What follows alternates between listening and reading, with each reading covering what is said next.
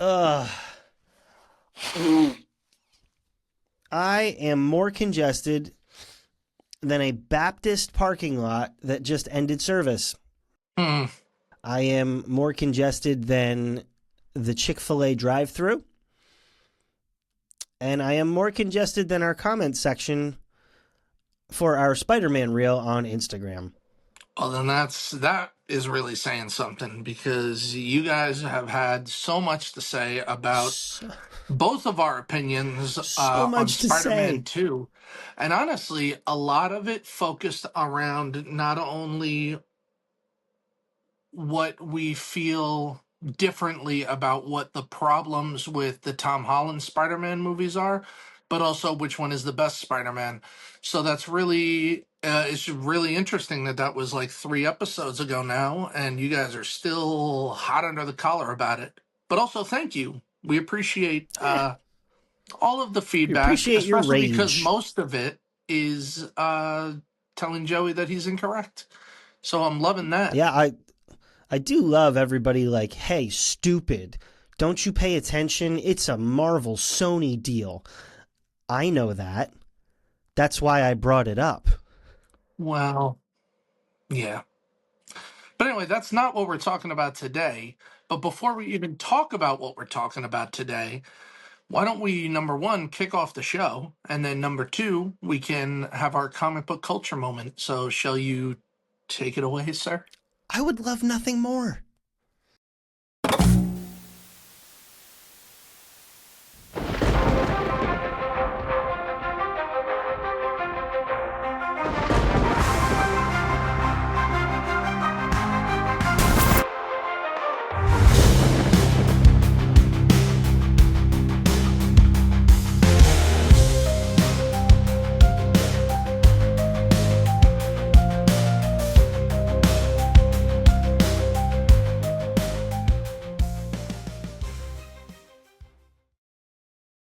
Welcome, boys and one girl, to the Sanctum Sanctorum podcast, where comics and Christ culture collide.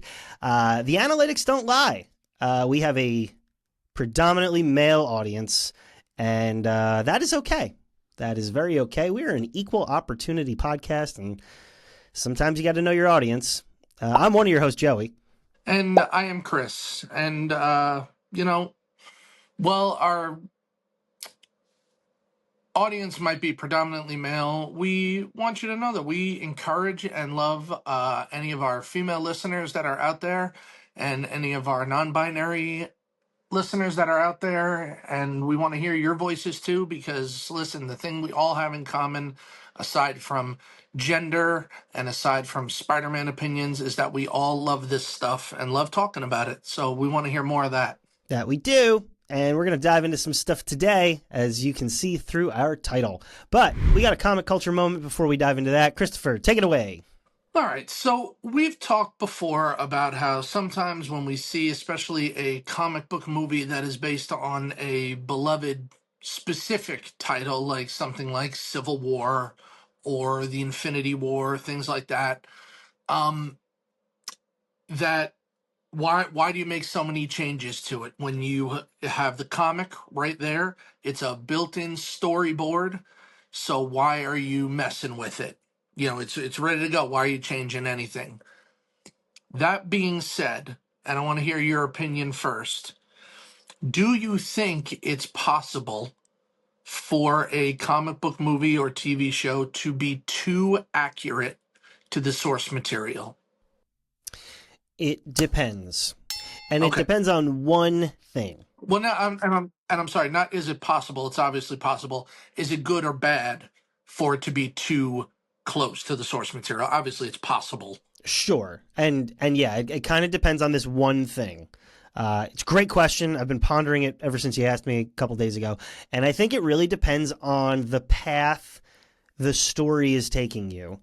Now, when you take something like Civil War, you take something like Infinity War, you take something like, any number of the lines of Justice Leagues, there was a definitive endpoint where they wanted to get the story arc and the character arc to.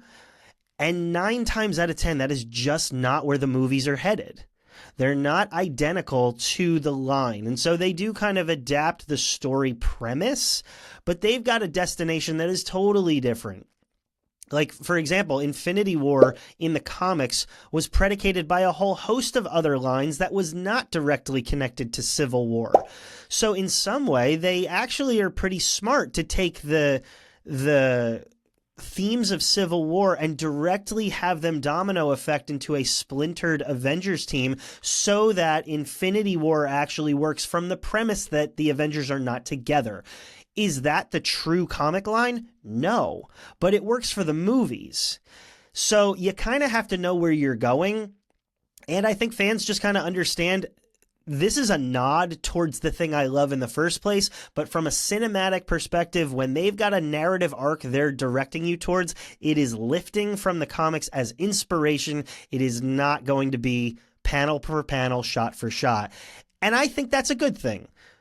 Because you still get the themes that you love, the characters that you love. It's not the way that you first encountered them if you're reading comics, but it's enough to say, hey, we recognize the source material and we're pulling from it. It's not like we're coming up with something completely out of the blue. But what do you think? I mean, I kind of agree. I think it kind of depends on where the story is heading. Now, if you're doing, I think that something like this is easier to do in animated form. I think that if you're, Sure. especially DC loves to do this, if you're doing an animated movie, there's no real reason why your movie can't be pretty close to shot for shot, line for line, dialogue wise. Now, that's also one thing. In a comic book, everything is panels, right? So reading a statement from a character and kind of filling in the blanks yourself between that panel and the next panel is easy to do. That's harder to do in a movie if it's like this character says something and then the next character Right. doesn't respond. Right. It's like, oh, I can't really fill in that blank because I'm watching something. I feel like you need to do that for me. So I think that in animation that's easy to do, but I agree with you that when you're doing, especially now, the way that they're connecting all these universes and telling, these very long form, long-winded stories, that you want to nod to a familiar title or a familiar chapter in a character's history, but I think that it can be detrimental to try and adhere too closely because there are things that are happening in the world of comics that are not happening in the world of those movies. There are things that you can practically draw or say in a comic that you can't practically do in a movie. So budget comes into play there.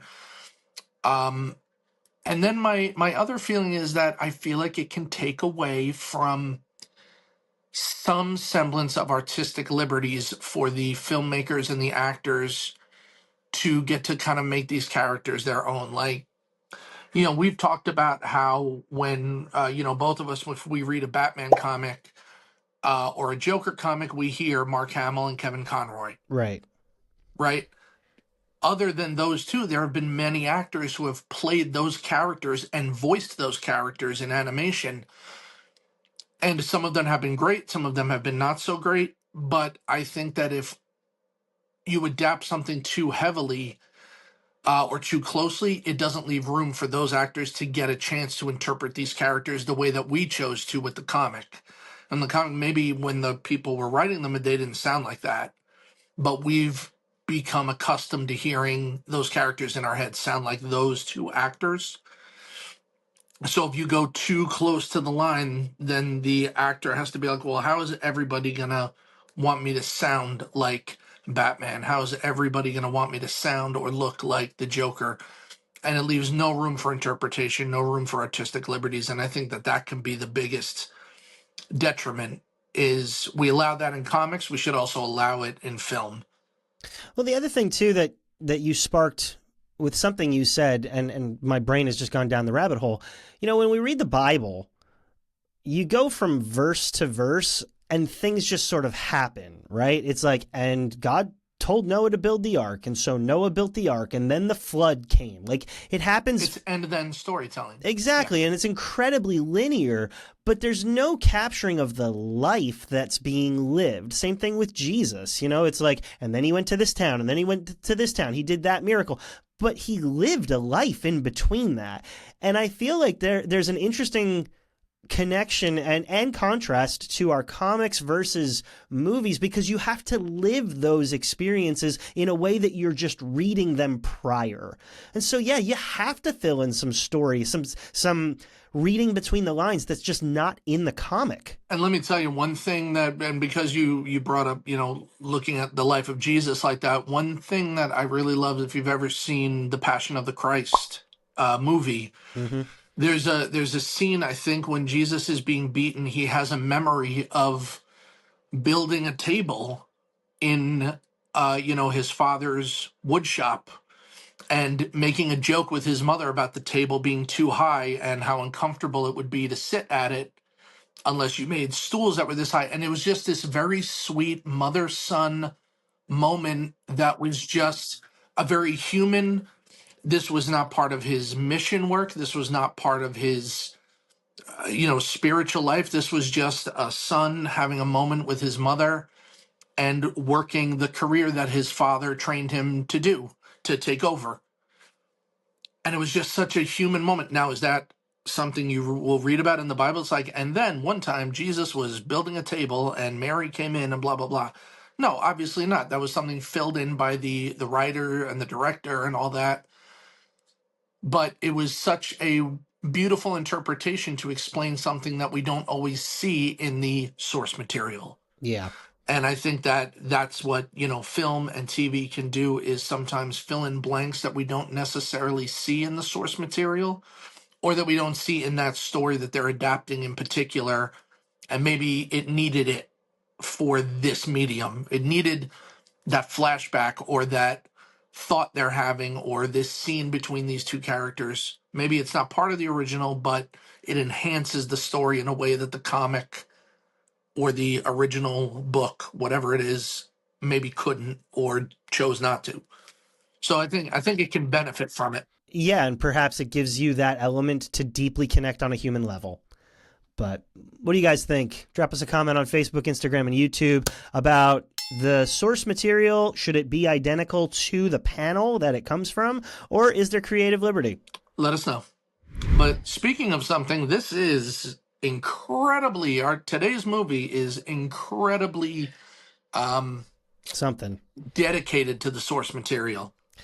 The entire time I'm watching it, I'm like, what are you doing to me, North?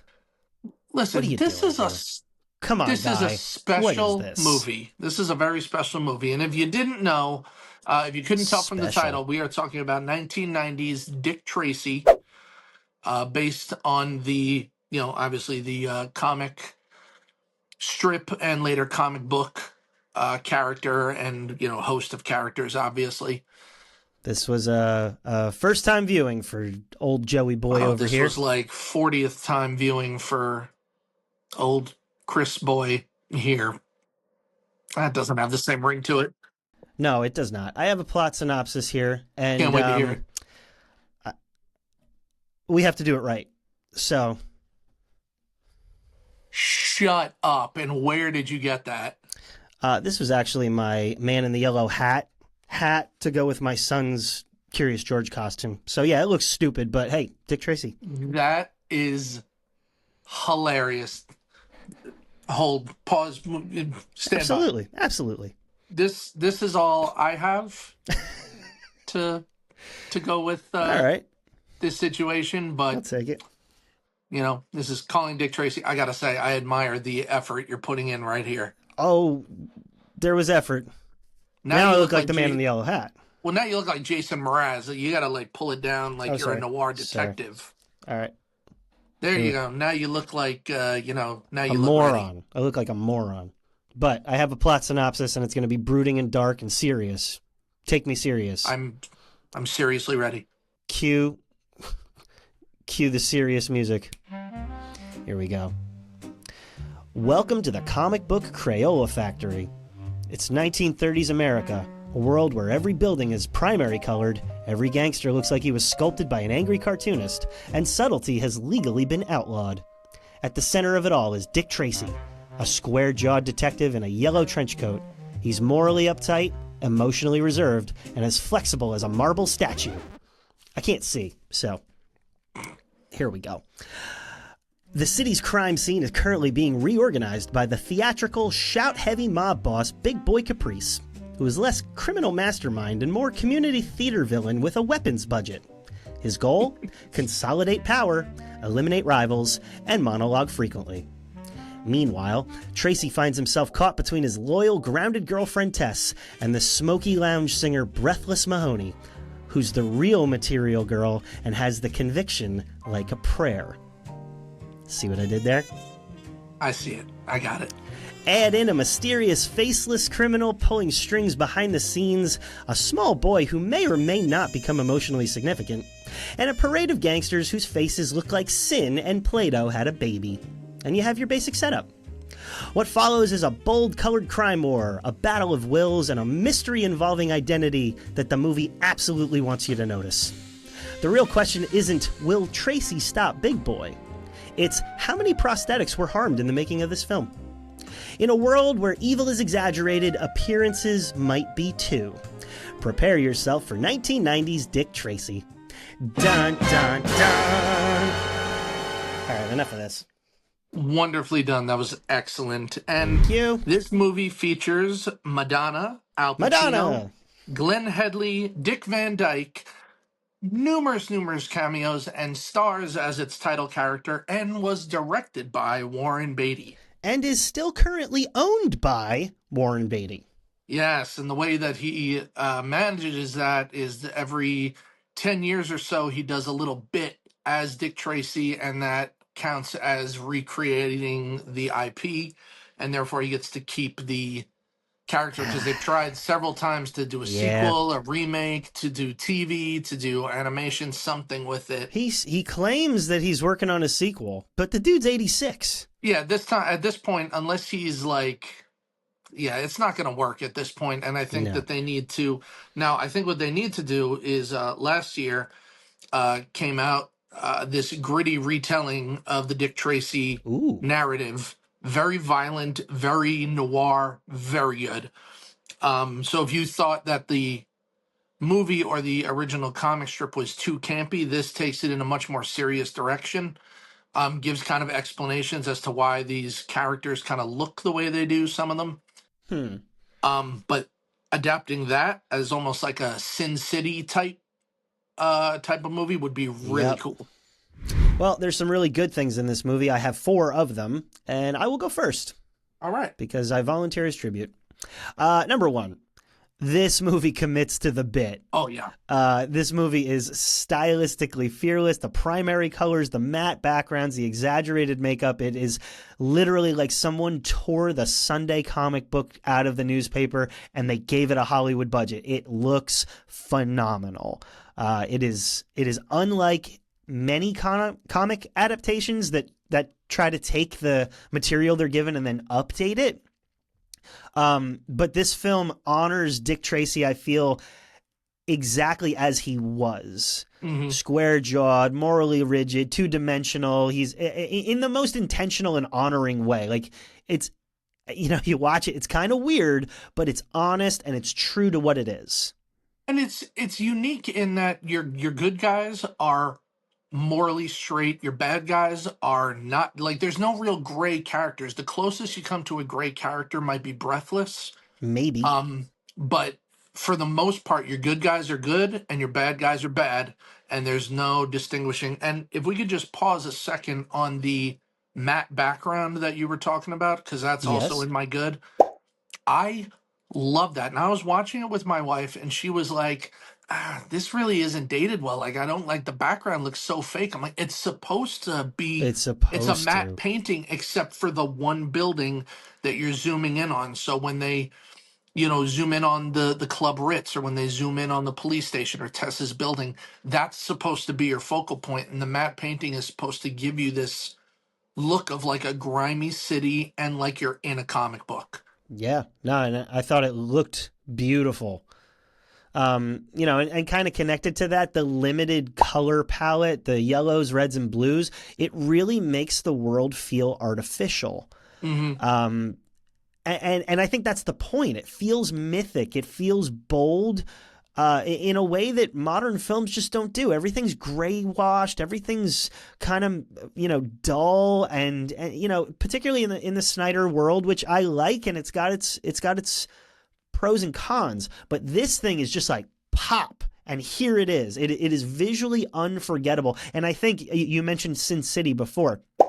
I think that is the closest film that this will ever get to visually.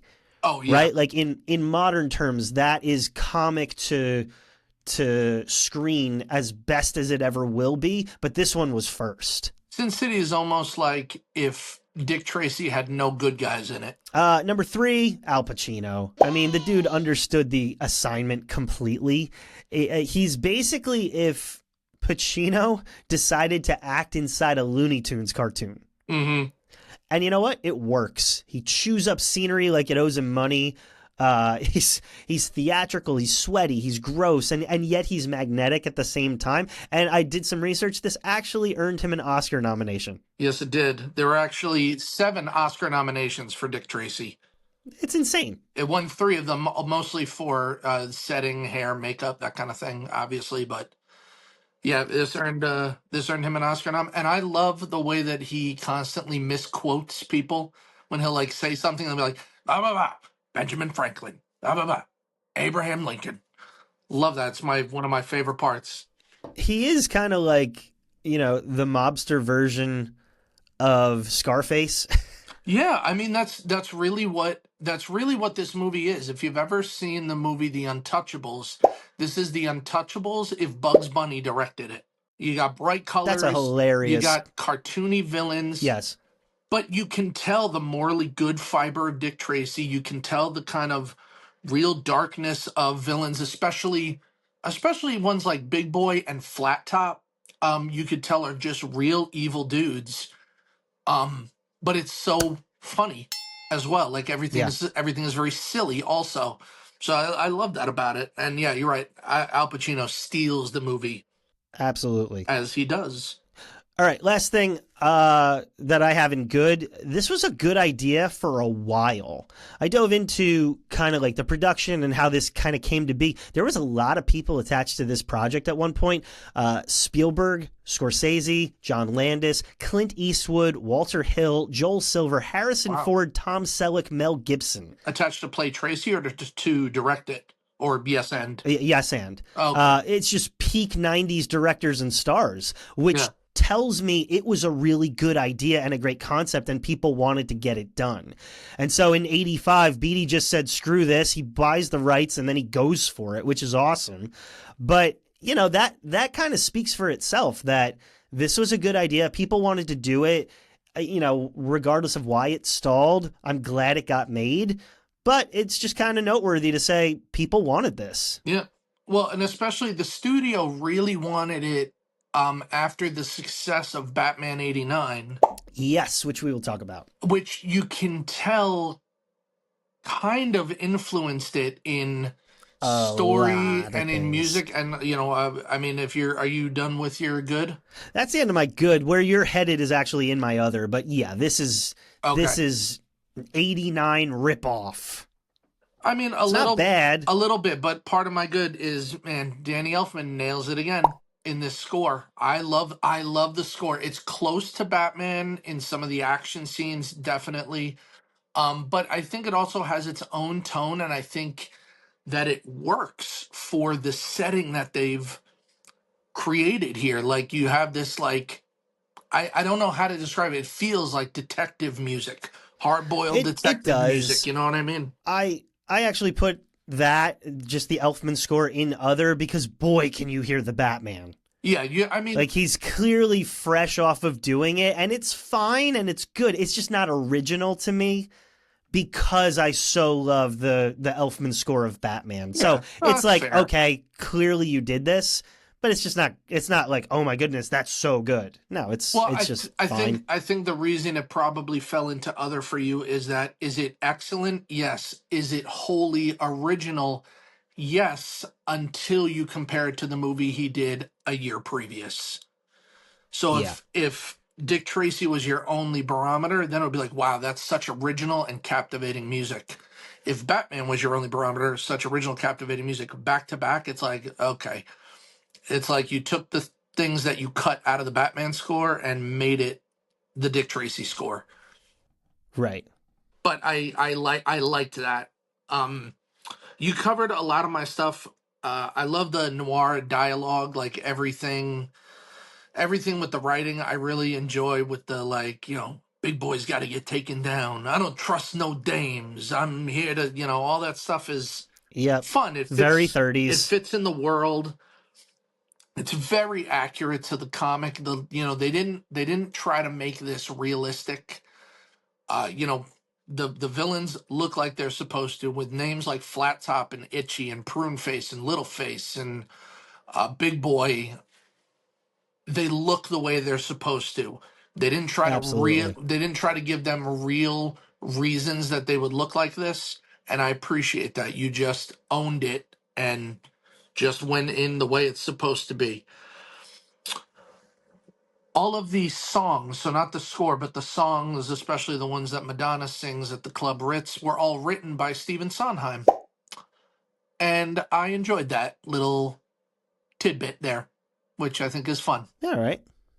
And the last thing I have, because you covered, the color palette and the matte painting scenery, which I really love. The last thing I have is that I really, really love that it jumps right in. Like, it opens right into the action. There's not a lot of,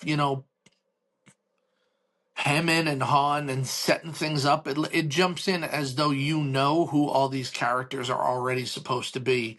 You already know the world you're getting into.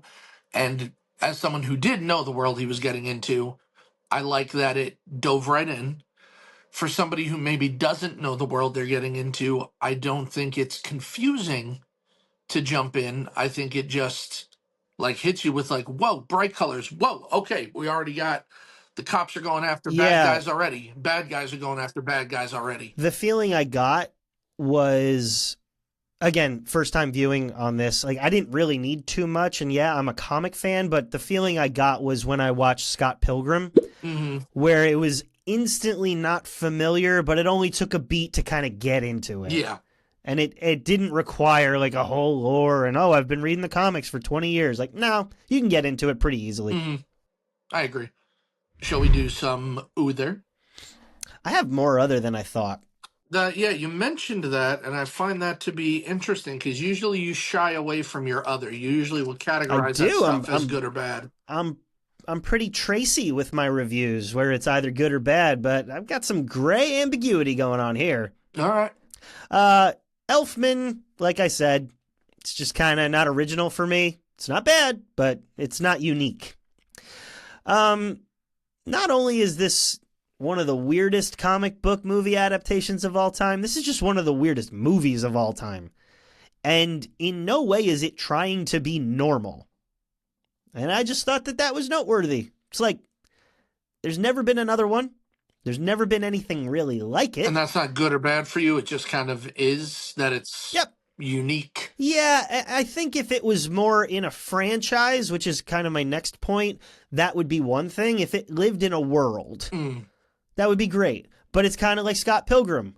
However, Scott Pilgrim I adore because of the themes and the messages and because of the subtlety and kind of what's going on. Maybe it was more my time.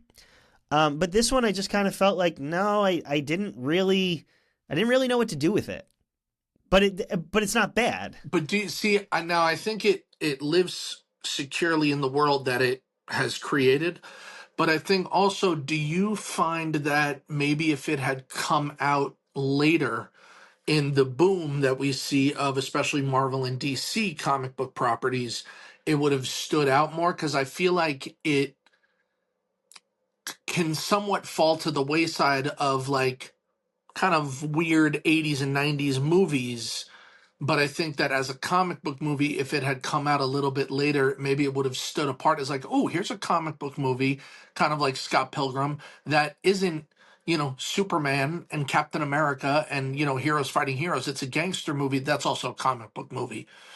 So would that have maybe made it stand out as a good thing or bad thing more than just kind of eh? Yeah, I think if it had a lane to kind of fit into, for example, we were great with phase one of the MCU, and then Guardians came around, and nobody really knew if Guardians was going to work. But we had a framework, and you were able to pivot to the left. And actually, everybody loved it because it played on Star Wars, and it played on the Outcast, it played on the quirkiness of the MCU, but it also took it into new places. It had the foundation and the liberty to be able to do that. It had privilege, essentially. This one didn't. And so it did kind of just get lost in like these 80s going into the 90s, which is a whole conversation we can have. You see this particularly with music, where there were genre defining musical acts in the 80s. Mm-hmm. You had your rock, you had your pop, you had your R&B, and then the 90s, everybody then got into a subversion of that, and so you could really start telling the differences between certain acts in the 90s. Like you had your grunge, but you had your rock, you had your soul. Then boy bands would come in, and everything had a lane. This kind of is at the top of things having a lane, so it gets lost for me. Okay. That's fair. Which kind of connects to this next thing that I have, which is it doesn't know how to be a franchise. Maybe it doesn't need to. It's self-contained. I think that's admirable, but it also could go so many different places because of the comic book nature of it. And I think it's got a cultural footprint that would actually last, and you could keep, like, this could be a TV series. This is an HBO Max thing. TV series, I think, would be better than a franchise movie, than a movie franchise, rather. I think a show would be really good. That's a better way to say it. I think it has legs and it wants to walk. It wasn't given that opportunity. Because I don't think you can make a franchise based on, like, they killed off all of their major villains from the comics. Right. You had your major antagonists, I would say, would have been the Blank, Big Boy, and Flat Top, and you killed all three of them. So Yeah. what are you gonna? Yeah, it needs. Where are you gonna head with that? If it took a Gotham approach or a Penguin approach, where you kind of have the underworld and you've got Dick Tracy kind of disrupting Villain that of the week, episode after they episode. don't all die all the time. Yeah. I think that could have worked a little better. Yeah. And it still can. Hire us. I thought this was interesting. The film actually mirrors Beatty's real life. He was a notable bachelor with previous multiple relationships. Mm-hmm. And in the same way, the movie kind of settles him down, starts a family, and he works out those intimacy issues. Beatty really did that. And so that was just kind of cool. The kid, he's not powerful. He's not distracting. He's just kind of there. He's also the kid from Hook. He is. And that was like, oh, you're here. And I kind of felt the same way about Madonna. She's fine, but her performance doesn't do anything. Like, she didn't stand out in that. Like, that could have been, Breathless could have been played by anybody. By anybody. It did not need to be Madonna. Yeah.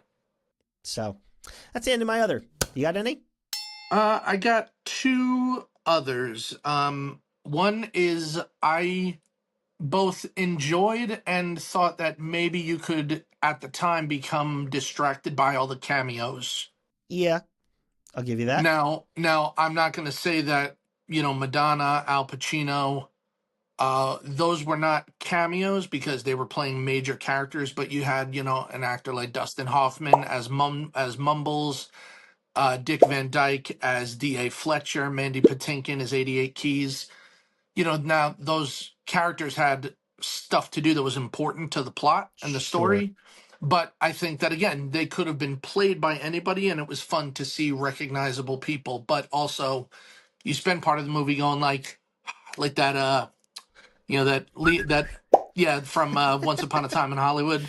Yeah. So, I spent a lot of the movie doing that. My other thing is I think you missed an opportunity to do really cool action sequences by doing too many musical montages. There were a lot of them. There were like 3 or 4 of him hunting down Big Boy's gang and doing different things, even the kid, kind of maturing and becoming part of this like weird makeshift family. That was all done Yeah, through montage and could have been really fun character development, could have been an opportunity to see some of the other, wacky villains that live in this world. And I feel like it was just but kind of a no. missed opportunity. And I get that you were trying to cram a lot of story in there and maybe you didn't need all that action done correctly, but then you should have limited yourself to one musical montage. That would have been fine. Even two, I would have forgiven. 4 or 5 seems like a lot. 4 or 5, I cannot forgive. Yeah, I feel like I have a hard to get. The musical montages are a little like, okay, here we go.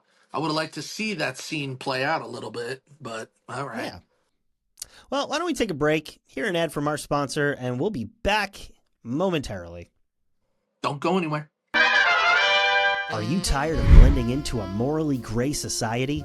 Do you long to stand out like a highlighter in a coal mine?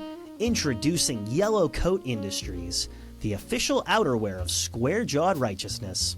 Worn exclusively by men who never compromise, never wrinkle, and never show emotional vulnerability. Scientifically engineered to reflect bullets, reflect temptation, and reflect all nuanced character development. Our proprietary highlighter technology ensures villains can see you coming, civilians know who to trust, and children instinctively request adoption.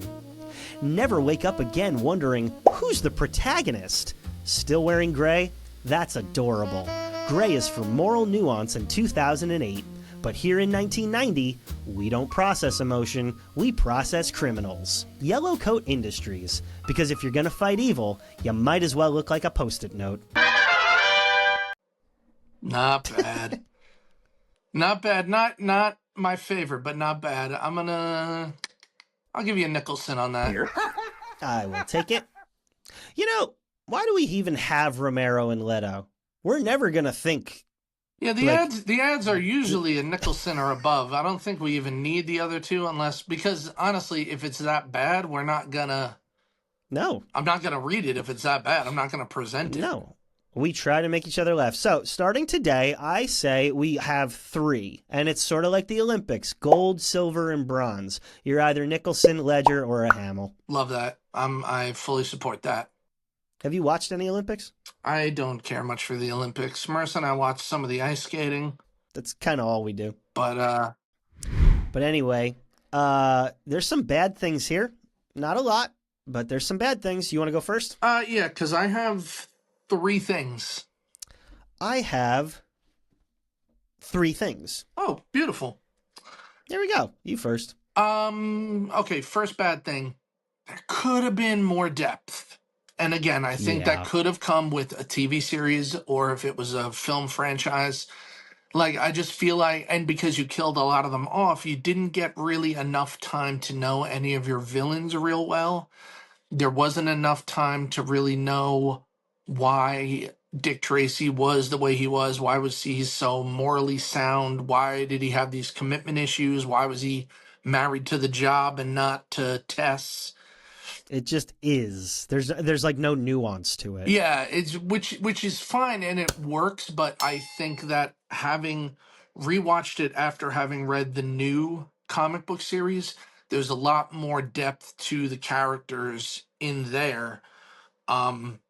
Coming off of the war, coming off of a lifetime of being a cop, a lifetime of being in the mob life. And I think that it adds more to the characters that you could have done in this if you had even maybe shaved some story down and added a little more character nuance. I think could have been beneficial. It's time to stop. It's time to stop, okay? No more. Yep. And that kind of goes along with the second one. We could have used some more character development. I would have liked a little more history of Tess and Tracy's relationship. I wouldn't have minded more about Big Boy's life. I wouldn't have minded more about Breathless's life. I wouldn't have even minded more about the kid. But just Yeah. something that gave me a little more connection to these characters would have been good and made make it more enjoyable. What did he say? Agreed. Here's my last complaint, and this is a nitpicky complaint, and it's the way it was shot and the way that it was choreographed. It just doesn't make any sense.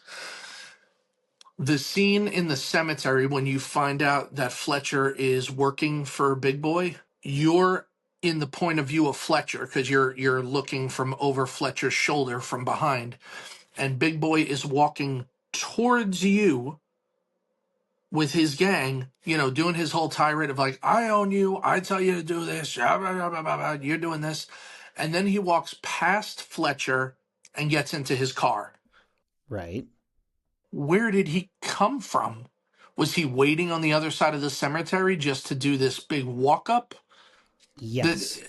That didn't make any sense. It would have made more sense if he then turned around, or if he made Fletcher walk to him from that side as like a walk of shame. But for Big Boy to walk all the way to Fletcher from an unknown place to then get in his car that was past him is just it's just a choreography that doesn't make any sense. It's a staging that is weird. Yep. So that bothered me a little bit. But that's really all I have. All right.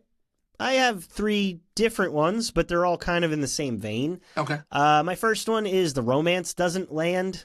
Which, not for me, which anyway. romance, or just all around? Exactly. All of the romances, every of the romances. The tension, honestly, between Tess and Breathless should feel electric, but it's stiff. The emotional stake never really quite matches how it looks. All right, let me push back on Breathless and Tess. I think that in a normal noir film, or if you took one of these films from actually the 30s, that would have been true because of the way that they portrayed female characters. You were either weak or you were a femme fatale. Now, obviously, in this, Breathless is our femme fatale. Right. But I love that Tess is not really rattled by her. And I think that that's something different. There doesn't need to be tension because Tess is secure in who she is. Now, she has issues other than Tracy. I mean, she has issues with Tracy and Breathless, but she has other issues with Tracy and his like commitment level, working all the time, settling down, starting a family, that I don't think it needed to have this tension with Breathless. And it was nice to have Tess just be like, have these little lines of like, oh, you can hold your own. Like you're not just like the damsel in distress girlfriend of the cop. Like you can kind of hold your own for the most part. She can, and I'll agree with you, but then I'll also disagree with the point. The only reason that works is because you have, like you said, no time for character development. So you can take it that way, but if we had developed the character a little bit more, maybe the romance and the tension and the struggle would actually feel there because it would actually be there. Mm. So I agree and disagree with maybe you. even a scene between Breathless and Tess would have been good to kind of establish that, like, she's going for dominance, Tess is secure in her ground and doesn't back down, Well, and yeah, they never share a scene, but there is a triangle going on. And I think you understand the triangle intellectually, but you don't feel it. Okay. So, it kind of goes under the umbrella of romance, but I know what you're saying. But it also kind of falls under we could have used more character development for everybody. For all of our leads, we could have used a little bit more of them. Just a little more. Move this man! Speaking of romance, this is tonally confusing. Is this for kids? Is this for adults? Is this for comic fans? I think the grotesque villainy feels cartoonish, but the violence and the sexuality leans older. Yeah. And so it's kind of stuck between that pulp adventure and that adult noir, but it doesn't always balance the two. And so you kind of left going, well, which was it? It's kind of like Spawn when we covered that, where it was like, oh my God, what is this? See, this is aimed at kids? I think more comparatively, it compares itself, I think, to family-friendly movies of the 80s. So if you look at movies like Back to the Future, Ghostbusters, Batman, Yeah. and even movies in the 90s, stuff like Jurassic Park.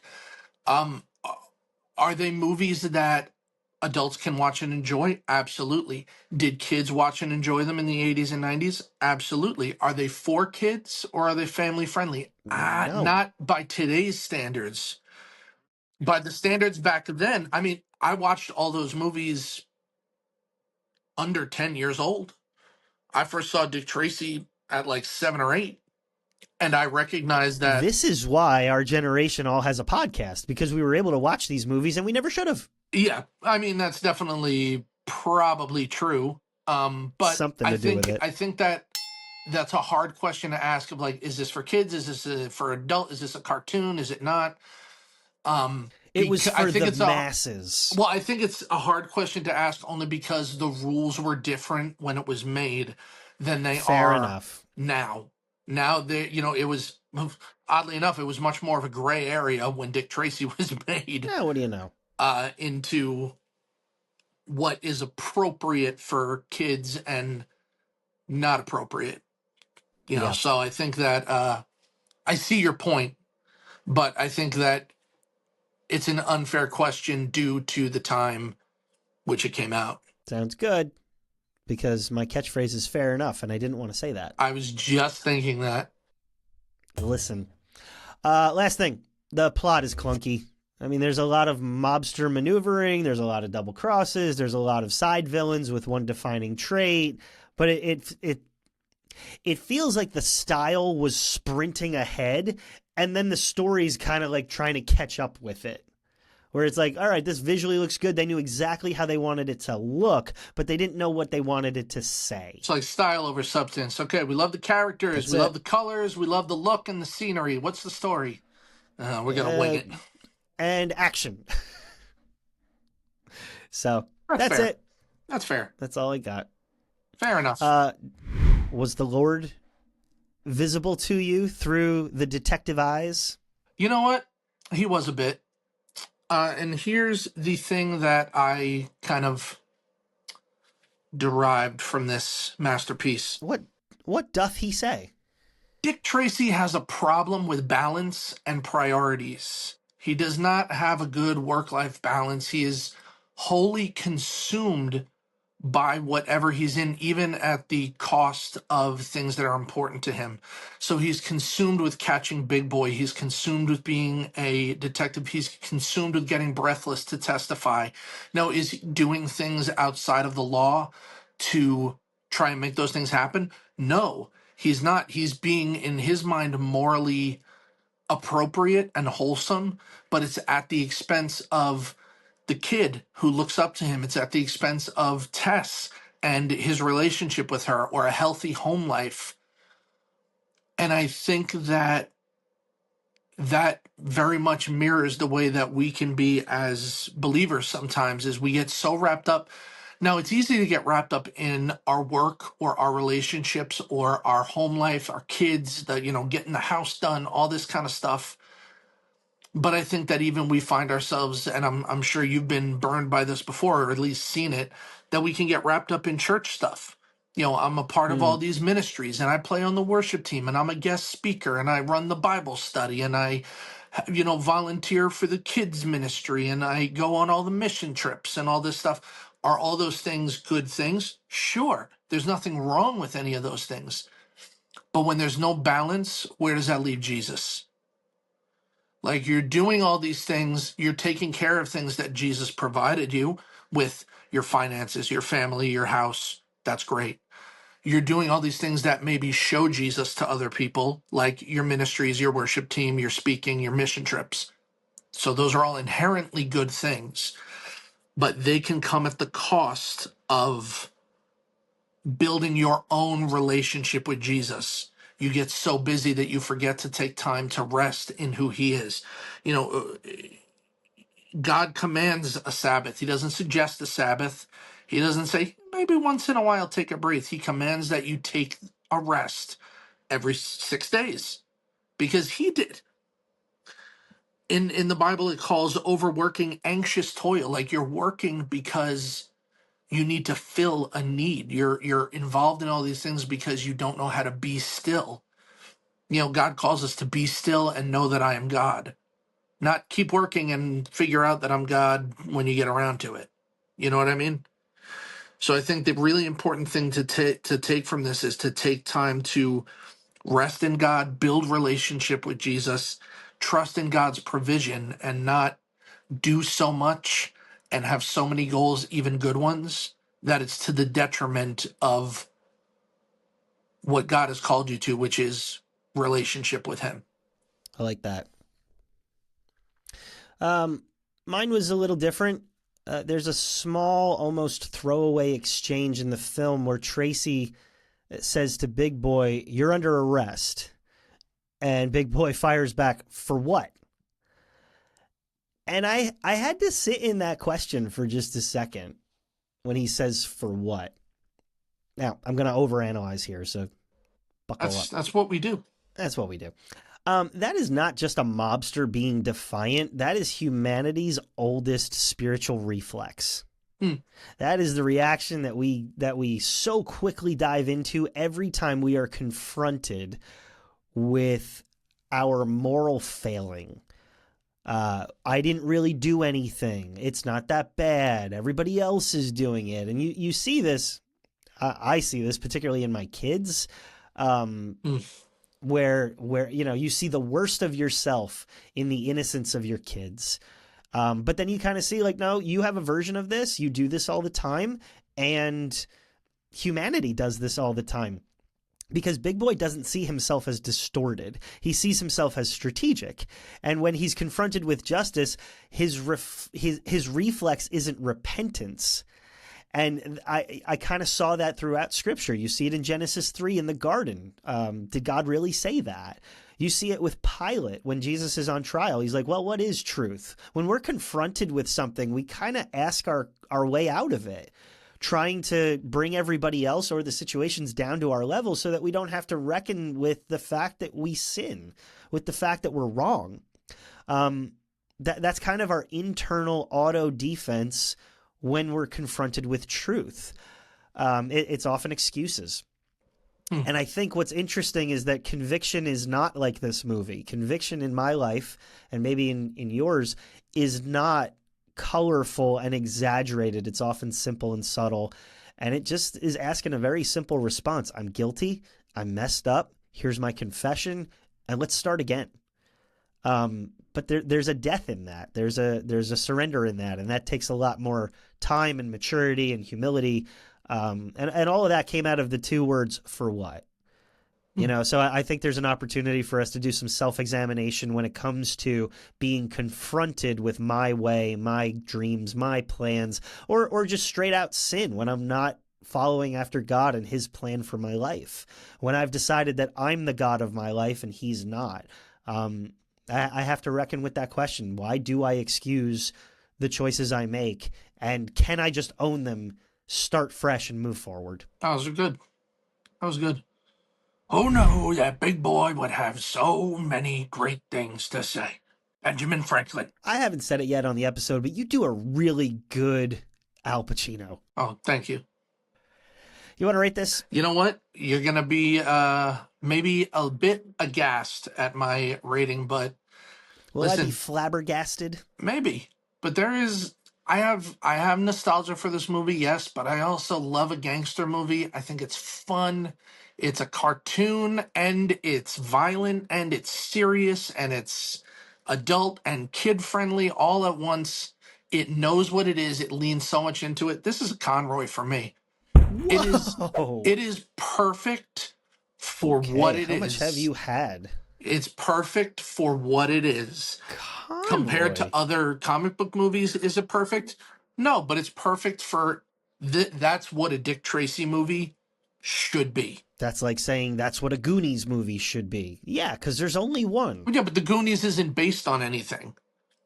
Dick Tracy is based, if you take the source material, if you had done anything else with it, especially at that time, I don't think it would have worked. Because there's Dick Tracy movies from the 30s and 40s that are not very good, that don't have the same kind of cartoony aspect. So that's why that's perfect for what it is. I can tell you right now, I did not give this a Conroy. I have no doubt.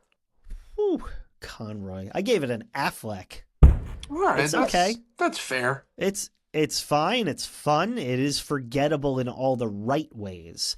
I'm not going to go out of my way to watch it again, but I wouldn't turn it off if it happened to be on. That's also fair because you watched it for the first time now, as opposed to having an seen adult. it many times as a kid and having it kind of work its way into your system there. As a bigger kid. Yes, But that's exactly right. Audience, what'd you think? Have you ever seen it? Do you like it? Do you like Crayola come to life? I do. Drop us a comment on YouTube, Instagram, and Facebook. Let us know your rating. I'd love to know what you guys rate this. And we got more episodes on the way. I don't even know what we're covering next. Do you know what we're covering next? I have to check my notes. I'm not 100% March. Yeah, I don't think I did Wait a anything sec. thematic for March. You didn't. We're going into the Spider-Verse. Oh. That's a hint. But anyway, Chris, take us out of here. All right. Well, listen. Remember, kids, in the words of Dick Tracy, the enemy of my enemy is my enemy. We'll see you next time.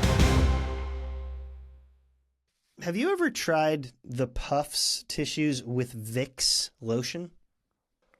We don't keep them in because they bother Marissa's nose.